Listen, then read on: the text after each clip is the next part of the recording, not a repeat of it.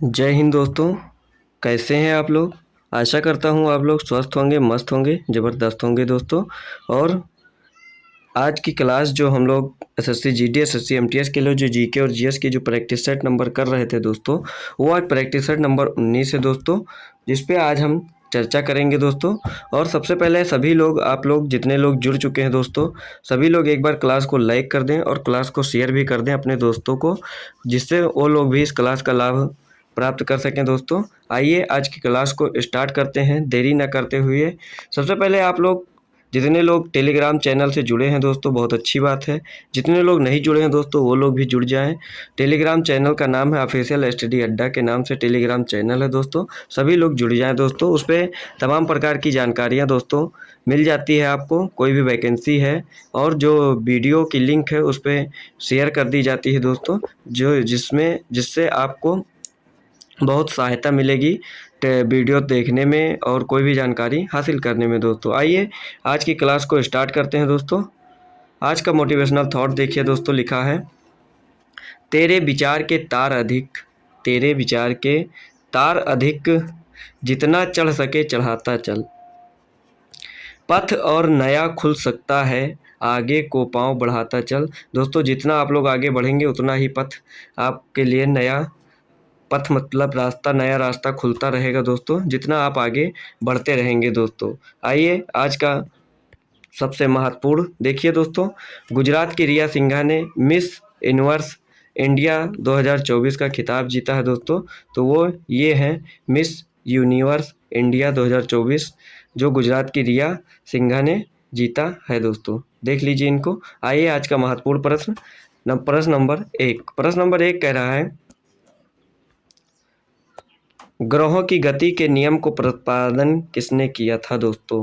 ग्रहों की गति के नियम का प्रतिपादन किसने किया था दोस्तों। ऑप्शन देख लीजिए दोस्तों, Newton, Kepler, Galileo, Graham Bell. तो दोस्तों जो ग्रहों की गति का नियम का प्रतिपादन किया था वो थे हमारे कैपलर महोदय। कौन थे दोस्तों, कैपलर महोदय जो थे, उन्होंने ग्रहों के गति का नियम का प्रतिपादन किया था दोस्तों।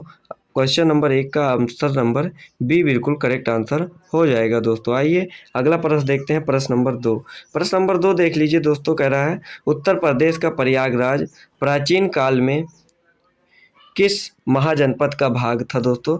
देख लीजिए दोस्तों, ऑप्शन है वत्स, मल्ल, काशी, चेद। तो दोस्तों जो उत्तर प्रदेश का जो प्रयागराज है दोस्तों, वह प्राचीन काल में वत्स महाजनपद का भाग था। किसका, वत्स महाजनपद का भाग था दोस्तों। ऑप्शन नंबर ए इसका बिल्कुल करेक्ट आंसर हो जाएगा प्रश्न नंबर 2 का दोस्तों। आइए देखते हैं, उत्तर प्रदेश का प्रयागराज प्राचीन काल में वत्स महाजनपद का भाग था दोस्तों। किसका भाग था दोस्तों, वत्स महाजनपद का भाग था। इसकी राजधानी कौशाम्बी प्रयागराज थी। मल्ल महाजनपद में कुशीनगर, देवरिया के आसपास के क्षेत्र शामिल थे। काशी महाजनपद वाराणसी के आसपास स्थित था। चेद महाजनपद जो था बांदा के आसपास के क्षेत्र में विस्तृत था। ये सभी महाजनपद थे दोस्तों जो ऑप्शन में दिए गए थे, सबकी व्याख्या इसमें कर दी गई दोस्तों। और जो हमारा प्रयागराज प्राचीन काल में था वह वत्स महाजनपद का भाग था दोस्तों। आइए देखते हैं अगला प्रश्न नंबर 3। प्रश्न नंबर 3 हमारा कह रहा है, शिव समुद्रम परियोजना किस नदी पर है दोस्तों। पढ़ लीजिए दोस्तों, लिखा है, शिव समुद्रम परियोजना किस नदी पर है दोस्तों। ऑप्शन ए है शरावती, ऑप्शन बी है कृष्णा, ऑप्शन सी है कावेरी, ऑप्शन डी है सतलज। तो दोस्तों जो शिव समुद्रम परियोजना है वो हमारे कावेरी नदी पर किस नदी पर है दोस्तों, कावेरी नदी पर हमारी शिव समुद्रम परियोजना है दोस्तों, कावेरी नदी पर। ऑप्शन नंबर सी बिल्कुल करेक्ट आंसर हो जाएगा। आइए अगला प्रश्न देखते हैं, प्रश्न नंबर 4। प्रश्न नंबर 4 हमारा कह रहा है, हाल ही में संपत्ति छत वसूली अधिनियम लागू करने वाला तीसरा राज्य कौन सा है दोस्तों। क्या पूछ रहा है दोस्तों, हाल ही में संपत्ति छत वसूली अधिनियम लागू करने वाला तीसरा राज्य कौन सा है दोस्तों। मध्य प्रदेश, राजस्थान, उत्तराखंड, बिहार। तो दोस्तों जो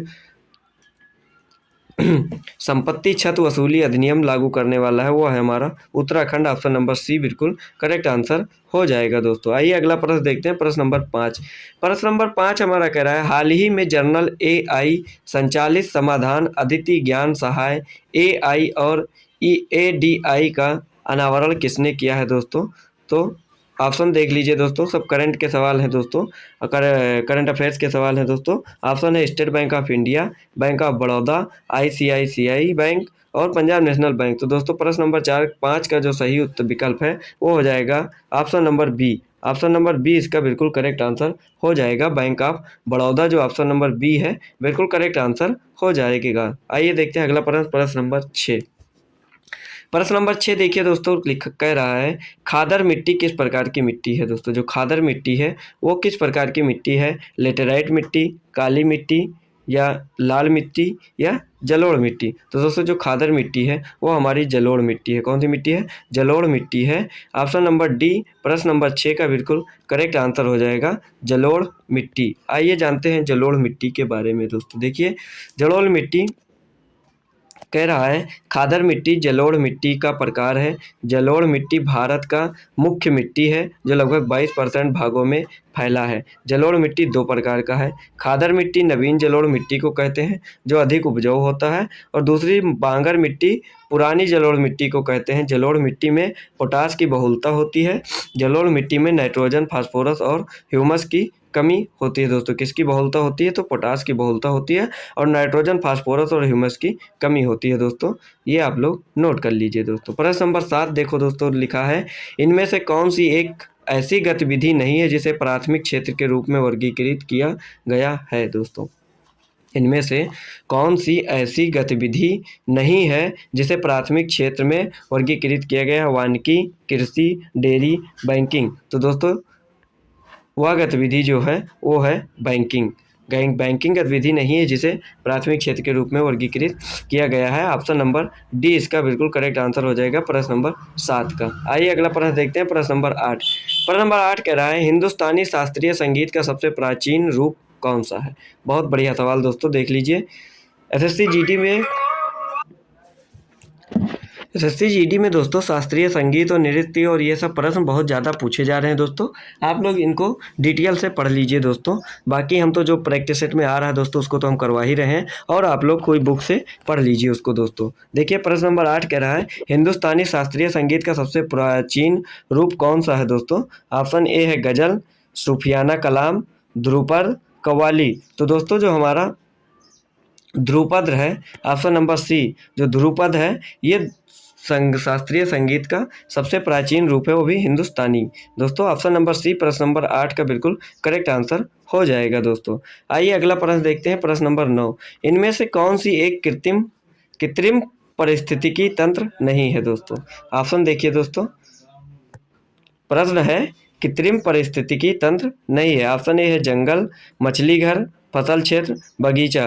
तो दोस्तों जो प्रश्न नंबर 9 है इसका सही उत्तर है वो हो जाएगा जंगल। ऑप्शन नंबर ए इसका बिल्कुल करेक्ट आंसर हो जाएगा, जो जंगल है वो कृत्रिम पारिस्थितिकी तंत्र नहीं है। दोस्तों आइए अगला प्रश्न देखते हैं, प्रश्न नंबर 9। प्रश्न नंबर 9 कह रहा है 10 कह रहा है, सॉरी दोस्तों, प्रश्न नंबर 10 हमारा कह रहा है निम्नलिखित में से कौन सा शब्द भारत के संविधान के प्रस्तावना में शामिल नहीं है। दोस्तों ऑप्शन देख लीजिए, ऑप्शन है धर्म, आस्था, समाजवादी, धर्मनिरपेक्ष। तो दोस्तों जो प्रस्तावना में शामिल नहीं है वो है हमारा आस्था। ऑप्शन नंबर बी आस्था जो है वह हमारे संविधान की प्रस्तावना में शामिल नहीं है। दोस्तों जो आस्था शब्द है वह भारतीय के संविधान के प्रस्तावना में शामिल नहीं है। प्रश्न नंबर 10 का ऑप्शन नंबर बी बिल्कुल करेक्ट आंसर हो जाएगा। दोस्तों आइए अगला प्रश्न देखते हैं, प्रश्न नहीं देखते हैं दोस्तों, इसी की व्याख्या कर लेते हैं। दोस्तों देख लीजिए, आस्था शब्द भारतीय संविधान के प्रस्तावना में शामिल नहीं है। जो आस्था शब्द है वो भारतीय संविधान के प्रस्तावना में शामिल नहीं है। प्रस्तावना में विचार, अभिव्यक्ति, विश्वास, धर्म और उपासना का उल्लेख है। प्रतिष्ठा और अक्षर की समानता प्राप्त करने का उल्लेख प्रस्तावना में है। सामाजिक, आर्थिक और राजनीतिक न्याय का उल्लेख प्रस्तावना में है। समाजवादी, धर्मनिरपेक्ष और अखंडता शब्द प्रस्तावना में 42वें संविधान संशोधन द्वारा 1976 ईस्वी में जोड़ा गया था। दोस्तों ये थे आपके प्रश्न का उत्तर। दोस्तों डिटेल में दोस्तों जो भारतीय संविधान का प्रश्न में सर पूछा गया था कि कौन सा शब्द भारत के संविधान के प्रस्तावना में शामिल नहीं है, तो दोस्तों उसका उत्तर हो जाएगा आस्था। ऑप्शन नंबर 20 का बिल्कुल करेक्ट आंसर हो जाएगा। दोस्तों आइए प्रश्न नंबर 11 देखते हैं। दोस्तों प्रश्न नंबर 11 हमारा कह रहा है उत्तर रेलवे की पहली भारतीय महिला इंजन चालक कौन थी दोस्तों। देखिए दोस्तों, प्रश्न पूछ लिया, उत्तर रेलवे की पहली भारतीय महिला इंजन चालक कौन थी दोस्तों। शैल मिश्रा, तुलिका रानी, लक्ष्मी लाकड़ा या सुरेखा। तो दोस्तों इसका सही उत्तर है वो हो जाएगा हमारा लक्ष्मी लाकड़ा थी, जो उत्तर रेलवे की पहली भारतीय महिला इंजन चालक थी दोस्तों। कौन? लक्ष्मी लाकड़ा। प्रश्न नंबर 11 का ऑप्शन नंबर सी बिल्कुल करेक्ट आंसर हो जाएगा। आइए अगला प्रश्न देखते हैं, प्रश्न नंबर 12। प्रश्न नंबर 12 हमारा कह रहा है चाय और कॉफ़ी उगाने के लिए कौन सी मिट्टी बहुत उपयोगी है। चाय और कॉफ़ी उगाने के लिए कौन सी मिट्टी बहुत उपयोगी है। ऑप्शन देख लीजिए, ऑप्शन है लाल मिट्टी, काली मिट्टी, लेटेराइट मिट्टी और शुष्क मिट्टी। तो दोस्तों इसका जो सही उत्तर है वो हो जाएगा हमारा लेटेराइट मिट्टी। ऑप्शन नंबर सी बिल्कुल करेक्ट आंसर हो जाएगा। लेटेराइट मिट्टी जो है वह चाय और कॉफ़ी उगाने के लिए बहुत ही उपयोगी है दोस्तों। चाय और कॉफ़ी उगाने के लिए लेटेराइट मिट्टी बहुत उपयोगी है दोस्तों। लेटेराइट मिट्टी में आयरन और सिलिका की बहुलता पाई जाती है। लेटेराइट मिट्टी में किसकी बहुलता पाई जाती है? सिलिका और आयरन की बहुलता पाई जाती है लेटेराइट मिट्टी में दोस्तों। आइए अगला प्रश्न देखते हैं, प्रश्न नंबर 13। प्रश्न नंबर 13 कह रहा है चिराव किस राज्य की एक पुरानी पारंपरिक नृत्य शैली है। चिराव जो है वो किस राज्य की एक पुरानी पारंपरिक नृत्य शैली है। ऑप्शन देखिए दोस्तों, ऑप्शन लिखा हुआ है त्रिपुरा, मिजोरम, मणिपुर, नागालैंड। तो दोस्तों जो चिराव है वह हमारे मिजोरम राज्य की, किसकी? मिजोरम राज्य की एक पुरानी पारंपरिक नृत्य शैली है दोस्तों। चिराव जो है वो कहाँ की है दोस्तों? तो वो है मिजोरम। ऑप्शन नंबर बी इसका बिल्कुल करेक्ट आंसर हो जाएगा। ऑप्शन नंबर बी इसका बिल्कुल करेक्ट आंसर हो जाएगा। प्रश्न नंबर 13 का जो पुरानी पारंपरिक नृत्य शैली है चिराव वो है मिजोरम की। आइए अगला प्रश्न देखते हैं, प्रश्न नंबर 14। प्रश्न नंबर 14 कह रहा है कौन सा अम्ल आधारित संकेतक घर पर तैयार किया जा सकता है। दोस्तों देख लीजिए ऑप्शन, कौन सा अम्ल आधारित संकेतक घर पर तैयार किया जा सकता है। ऑप्शन है फिनोल फथेलिन, मिथाइल ऑरेंज, लिटमस, चुकंदर का रस। तो दोस्तों इसमें सही आंसर है इसका ऑप्शन नंबर डी। चुकंदर का रस जो है उसको हम घर पर तैयार किया जा सकता है। आइए देखते हैं इसके बारे में। चुकंदर का रस अम्ल आधारित संकेतक घर पर तैयार किया जा सकता है। चुकंदर से sodium, potassium, chlorine, sulphur, iodine, iron, calcium, vitamin B1, B2 आदि पाया जाता है। इसमें आयरन का रूप फॉलिक एसिड भी पाया जाता है। चुकंदर में फाइबर की मात्रा अधिक होती है। चुकंदर का रस हाइपरटेंशन और हृदय संबंधी सारी समस्याओं को दूर करने में सहायक होता है। दोस्तों ये था चुकंदर का रस अम्ल आधारित संकेतक घर पर तैयार किया जा सकता है दोस्तों। आइए अगला प्रश्न देखते हैं, प्रश्न नंबर 15 कह रहा है जायद मौसम के दौरान किस फसल का उत्पादन होता है। दोस्तों जायद मौसम के दौरान किस फसल का उत्पादन होता है। ऑप्शन है तरबूज, गेहूं, मक्का, बाजरा। अगर आप लोगों को उत्तर पता है दोस्तों तो कमेंट करिए दोस्तों, फटाफट कमेंट करिए। प्रश्न नंबर 15 का, इसके लिए आपको 15 सेकंड का समय दे रहे हैं दोस्तों, जल्दी जल्दी आप लोग कमेंट करिए दोस्तों। प्रश्न नंबर 15 जो है बहुत ही सरल है, सभी को पता होगा दोस्तों, तो आप लोग कमेंट करिए दोस्तों। इसका आंसर लिखा है जायद मौसम के दौरान किस फसल का उत्पादन किया जाता है। ऑप्शन है तरबूज, गेहूँ, मक्का, बाजरा। तो दोस्तों इसका जो बिल्कुल सही उत्तर है वो हो जाएगा तरबूज। ऑप्शन नंबर ए इसका बिल्कुल करेक्ट आंसर हो जाएगा दोस्तों। ऑप्शन नंबर ए, जिनके उत्तर सही हैं वो बहुत अच्छे बच्चे हैं दोस्तों, मन लगाकर पढ़ते हैं दोस्तों। ऐसा नहीं जिसका उत्तर गलत है वो नहीं पढ़ते हैं, लेकिन थोड़ा ध्यान से पढ़ें और जो डेली बेसिस पे जो क्वेश्चन जो ये हैं इसको ज़रूर पढ़ें दोस्तों। आइए अगला प्रश्न देखते हैं, प्रश्न नंबर 16। प्रश्न नंबर 16 कह रहा है रक्त का कौन सा घटक रक्त के थक्के बनाने में मदद करता है। रक्त का कौन सा घटक रक्त के थक्के बनाने में मदद करता है। ऑप्शन देखिए दोस्तों, ऑप्शन है धमनियाँ, लसीका, प्लेटलेट, सिराएँ। तो दोस्तों जो रक्त का थक्का बनाता है वह घटक है प्लेटलेट। जो हमारा प्लेटलेट है वह रक्त का थक्का बनाने में मदद करता है। प्लेटलेट जो है वह रक्त का थक्का बनाने में हमारा मदद करता है। प्लेटलेट ऑप्शन नंबर सी प्रश्न नंबर 16 का बिल्कुल करेक्ट आंसर हो जाएगा दोस्तों। आइए देखते हैं प्रश्न नंबर 17। प्रश्न नंबर 17 कह रहा है 1905 में भारत माता की प्रख्यात छवि को किसने बनाई थी दोस्तों। देखिए 1905 में भारत माता की प्रख्यात छवि को किसने बनाई थी दोस्तों। ऑप्शन है तारली चरण चट्टोपाध्याय, रवि शर्मा ने, अवनींद्रनाथ टैगोर ने या नातेशा शास्त्री ने। तो दोस्तों जो 1905 में भारत माता की प्रख्यात छवि बनाई थी वो बनाई थी अवनींद्रनाथ टैगोर ने। ऑप्शन नंबर सी प्रश्न नंबर 17 का बिल्कुल करेक्ट आंसर हो जाएगा दोस्तों। आइए देखते हैं प्रश्न नंबर 18। प्रश्न नंबर 18 कह रहा है जनता को आंतरिक के साथ साथ बाह्य मामलों पर निर्णय करने का सर्वोच्च अधिकार है।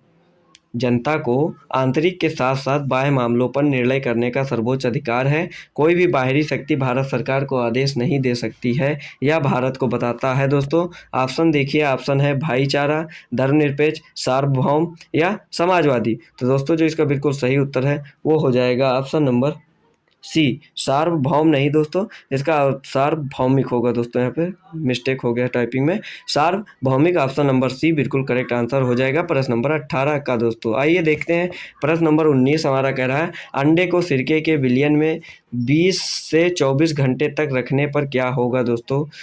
दोस्तों कितने लोग अंडे खाते हैं, इसमें से जितने लोग जुड़े हैं दोस्तों लगभग सब खाते होंगे अंडे, कुछ को छोड़कर। आइए देखते हैं ऑप्शन देखिए दोस्तों, अंडे का आवरण का आकार बढ़ जाएगा, अंडे का आवरण टूट जाएगा, अंडे का आवरण खुल जाएगा, अंडे का आवरण सिकुड़ जाएगा। तो दोस्तों आप को प्रश्न पढ़िए, फिर ऑप्शन पढ़िए, फिर उत्तर दीजिए दोस्तों। है अंडे को सिरके के विलयन में 20 से 24 घंटे तक रखने पर क्या होगा। ऑप्शन पढ़िए दोस्तों। तो इसका जो सही उत्तर है वो हमारा हो जाएगा अंडे का आवरण घुल जाएगा। ऑप्शन नंबर सी बिल्कुल करेक्ट आंसर हो जाएगा प्रश्न नंबर 19 का, अंडे का आवरण घुल जाएगा दोस्तों। आइए देखते हैं अंडे में क्या क्या मिलता है दोस्तों। अंडे के छिलके कैल्शियम कार्बोनेट का बना होता है, जो उसका छिलका होता है वो कैल्शियम कार्बोनेट का बना होता है। अंडे में प्रोटीन की मात्रा अधिक होता है। पानी में नमक मिलाने पर अंडा घोल में तैरने लगता है। चांदी के चम्मच से अंडा खाना वर्जित रहता है। चांदी अंडे में उपस्थित गंधक से प्रतिक्रिया कर काले रंग का सिल्वर सल्फाइड बनाती है, जिससे चम्मच नष्ट हो जाता है। अंडा के पीले भाग में कोलेस्ट्रॉल, विटामिन, आयरन जैसे पदार्थ होते हैं दोस्तों। ये थे अंडा का वर्गीकरण। आइए अगला प्रश्न देखते हैं, प्रश्न नंबर 20। प्रश्न नंबर 20 कह रहा है चाय का सबसे बड़ा उत्पादक देश निम्न में से कौन सा है। चाय का सबसे बड़ा उत्पादक देश निम्न में से कौन सा है। ऑप्शन देख लीजिए दोस्तों, भारत, तुर्की, चीन, ब्राज़ील। तो दोस्तों चाय का सबसे बड़ा उत्पादक देश है चीन। ऑप्शन नंबर सी इसका बिल्कुल करेक्ट आंसर हो जाएगा। चाय का सबसे बड़ा उत्पादक देश कौन सा है, वो है चीन। आइए सबसे बढ़िया महत्वपूर्ण सवाल देखो दोस्तों, लिखा है अनुच्छेद 21A संबंधित है दोस्तों। इसका उत्तर आप लोग कमेंट करिए दोस्तों, जल्दी जल्दी कमेंट करिए दोस्तों, ये सभी को पता होना चाहिए और पता भी होगा लगभग सभी को दोस्तों। देखिए ऑप्शन देख लीजिए, धार्मिक स्वतंत्रता के अधिकार से, शोषण के विरुद्ध के अधिकार से, और 6 से 14 वर्ष की आयु के सभी बच्चों को मुफ्त और अनिवार्य शिक्षा का अधिकार से, या संवैधानिक उपचार से दोस्तों। तो दोस्तों जो प्रश्न नंबर 21 का हमारा अनुच्छेद 21A संबंधित है वो हमारा है मुफ्त शिक्षा, जो 6 से 14 वर्ष की आयु के सभी बच्चों के लिए मुफ्त और अनिवार्य शिक्षा का अधिकार से संबंधित है दोस्तों। अनुच्छेद जो है 21A जो है वह संबंधित है मुफ्त शिक्षा और अनिवार्य शिक्षा से 6 से 14 वर्ष की आयु के सभी बच्चों के लिए दोस्तों। आइए प्रश्न नंबर 22 देखते हैं दोस्तों। प्रश्न नंबर 22 देखिए दोस्तों, प्रश्न नंबर 22 कह रहा है हमारा फतेहपुर सीकरी में बुलंद दरवाजा किसने बनवाया था दोस्तों। फतेहपुर सीकरी में बुलंद दरवाजा किसने बनवाया था। Option A Humayun, Jahangir, Akbar, Shahjahan. तो दोस्तों किसने बनवाया था फतेहपुर का बुलंद दरवाजा, तो वो थे अकबर। ऑप्शन नंबर सी जो हमारे अकबर थे उन्होंने बनवाया था दोस्तों बुलंद दरवाजा। आइए ऑप्शन देख लेते हैं इसको। फतेहपुर सीकरी में बुलंद दरवाजा अकबर ने बनवाया था। किसने बनवाया था दोस्तों, अकबर ने बनवाया था फतेहपुर में बुलंद दरवाजा। बुलंद दरवाजा भारत की सबसे ऊंचा बुलंद दरवाजा है दोस्तों। सब क्वेश्चन भी पूछता है कि भारत का सबसे ऊंचा दरवाजा कौन सा है, तो वो है बुलंद दरवाजा। बुलंद दरवाजा 1572 ईस्वी में गुजरात विजय के उपलब्ध में बनाया गया। फतेहपुर सीकरी को 1571 ईस्वी में अकबर ने राजधानी बनाया था। 1571 में फतेहपुर सीकरी को अपनी राजधानी बनाया था अकबर ने, और 1572 में बुलंद दरवाजा बनवाया था अकबर ने। आइए अगला प्रश्न देखते हैं, प्रश्न नंबर 23। प्रश्न नंबर 23 कह रहा है, प्रसिद्ध महाकाव्य पद्मावत किसने लिखा? प्रसिद्ध महाकाव्य पद्मावत किसने लिखा दोस्तों? बहुत ही महत्वपूर्ण प्रश्न है, बहुत ही अच्छा प्रश्न है दोस्तों। अबुल फजील ने लिखा था, ख्वाजा मोइनुद्दीन चिश्ती ने लिखा था, अमीर खुसरो ने लिखा था, या मलिक मोहम्मद जायसी ने लिखा था दोस्तों? तो इसका उत्तर जो है वो पद्मावत लिखा था, वो लिखे थे मलिक मोहम्मद जायसी ने। किसने लिखा था दोस्तों? मलिक मोहम्मद जायसी ने इसको लिखा था। वो भी किस भाषा में लिखा था? तो अवधी में लिखा था दोस्तों। ये आप लोग नोट कर लीजिएगा, किसमें लिखा था? अवधी में नोट किया था दोस्तों। और ये जो पद्मावत थी वो कौन थी दोस्तों? तो ये चित्तौड़ के शासक रतन सिंह की रानी थी। कौन थी? रतन सिंह की रानी थी दोस्तों। चित्तौड़ के शासक रतन सिंह की रानी थी रानी पद्मावत दोस्तों। इसको किसने लिखा था? तो मलिक मोहम्मद जायसी ने इसको लिखा था, वो भी किसमें? अवधी भाषा में दोस्तों। आइए अगला प्रश्न देखते हैं, प्रश्न नंबर 24। प्रश्न नंबर 24 कह रहा है, सूफी संतों के मकबरे को कहा जाता है? दोस्तों आप लोग बताइए, सूफी संतों के मकबरों को कहा जाता है? ऑप्शन है इबादत गाह, दरगाह, ईदगाह, खानकाह। तो दोस्तों जो हमारा प्रश्न नंबर 24 है, इसका सही उत्तर है वो हो जाएगा दरगाह। दरगाह जो है वो सूफी संतों के मकबरे को कहा जाता था दरगाह। आइए अगला प्रश्न देखते हैं, प्रश्न नंबर 25 दोस्तों। प्रश्न नंबर 25 कह रहा है, जैवमंडल के विषय में सबसे उपयुक्त कथन है? जो हमारा जैवमंडल है, जैवमंडल के विषय में सबसे उपयुक्त कथन है, ऑप्शन है भूमि जल वायु पौधे और पशु, पर्यावरण के विभिन्न परिमंडल, मनुष्य का तात्कालिक परिवेश, और पौधे और पशु जगत। तो दोस्तों जो प्रश्न नंबर 25 है, इसका सही उत्तर हो जाएगा ऑप्शन नंबर ए।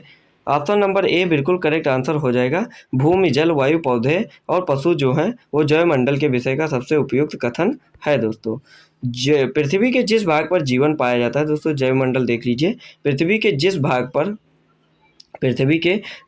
पर जीवन पाया जाता है उसे जैवमंडल कहते हैं। जैवमंडल में रहने वाले सभी जीव एक दूसरे को प्रभावित करते हैं। भूमि जल वायु वनस्पति और प्राणी जैवमंडल के महत्वपूर्ण घटक हैं दोस्तों। ये था हमारा जैवमंडल। आइए अगला प्रश्न देखते हैं, प्रश्न नंबर 26। प्रश्न नंबर 26 कह रहा है, लोकसभा के प्रत्येक सत्र का प्रथम घंटा डैश से शुरू होता है? जो लोकसभा का प्रत्येक सत्र है वो प्रथम घंटा जो होता है वो किससे शुरू होता है? सार्वजनिक काल से, विशेष अधिकार काल से, शून्य काल से, या प्रश्न काल से दोस्तों? तो इसका सही उत्तर है वो हमारा हो जाएगा ऑप्शन नंबर डी। प्रश्न काल से लोकसभा का प्रत्येक सत्र शुरू होता है दोस्तों। प्रथम घंटा जो होता है वो किसका होता है? प्रश्न काल का होता है। आइए जान लेते हैं इसके बारे में।